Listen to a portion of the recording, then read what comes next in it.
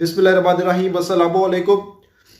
खेल क्लियर होता चला जा रहा है, कहानी खुलकर सामने आ रही है कि किस तरह से एक बंदे को मिटाने के लिए, रास्ते से हटाने के लिए किस तरह से खेल खेला जा रहा है, खेल रचाया जा रहा है।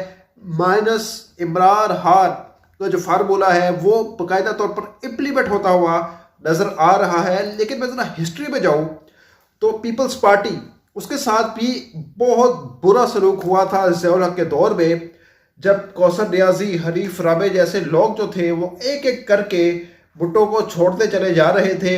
लेकिन आप देख लें कि आज भी पीपल्स पार्टी अपना वजूद रखती है। इसी तरह इमरान खान के गिर्द भी घेरा तंग हो रहा है और एक एक करके उनके खिलाड़ी, उनकी विकटें ली जा रही है बकौल इनके हरीफों के कि उनकी विकटें गिर रही है एक एक करके।